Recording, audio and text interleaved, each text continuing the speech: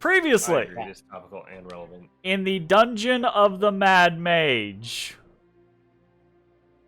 the party had begun exploring the miniature Otto's castle, a castle several members of the party had begun to suspect might actually be Madgoth's castle.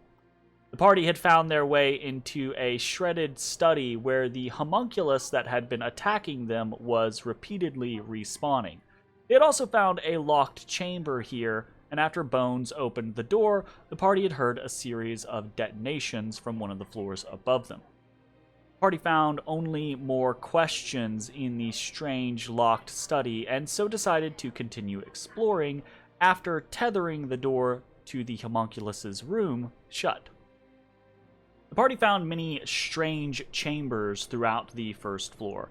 An empty study, a chamber filled with chests, a clay brick-making factory, a magical kitchen with unseen chefs, and a banquet of never-ending food.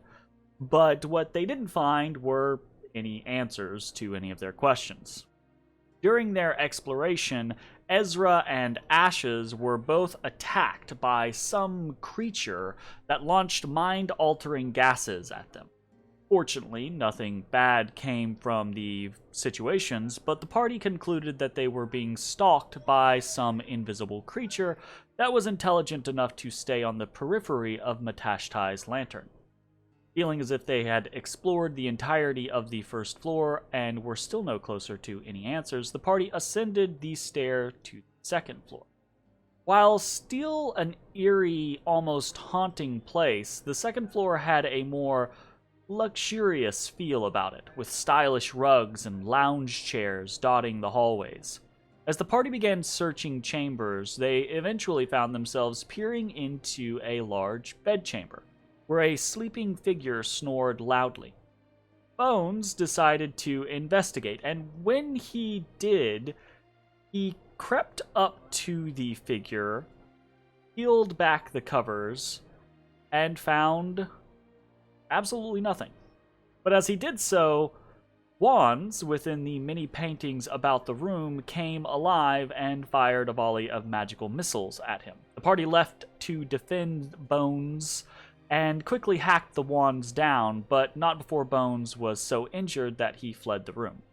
Out in the hall, as he caught his breath, Bones was attacked by a large, violet-colored dragon with butterfly wings.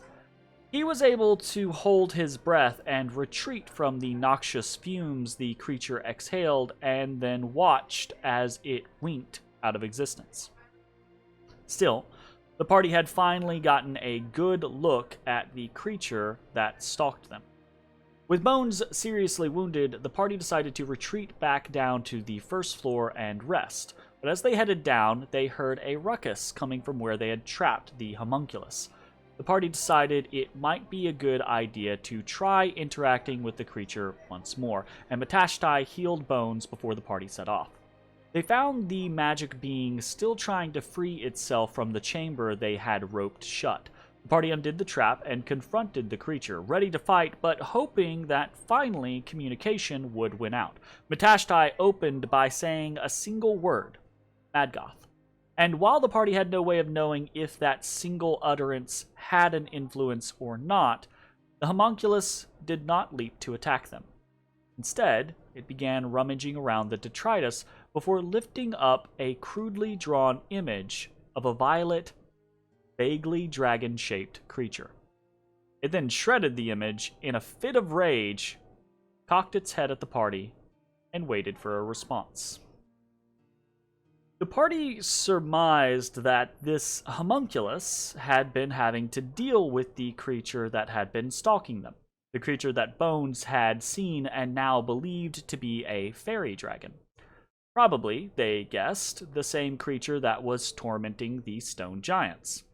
It seemed clear that the homunculus wanted this creature dealt with.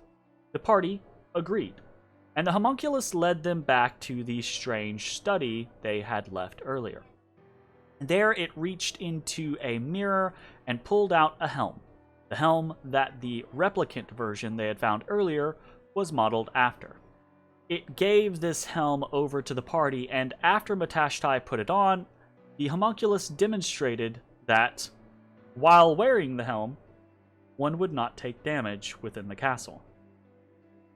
Armed with this powerful new tool, the party thanked the homunculus, promised to defeat the trickster dragon, and set about resting to heal their wounds. After their rest, they returned to the second floor to explore further, eventually making their way to the southwest chamber. This was another bedchamber, but within it stood one of Halaster's magic gates, and before their very eyes, the gate shimmered silver and outrushed several drow. Oh, fuck. The drow warriors cried out in recognition of the party, yelling that they had found them. Hey everybody, thanks for watching. If you enjoyed the video, consider leaving a like, commenting, or subscribing. It really helps me out. If you'd like to see me live, head over to my Twitch at twitch.tv/thedistanthorizon.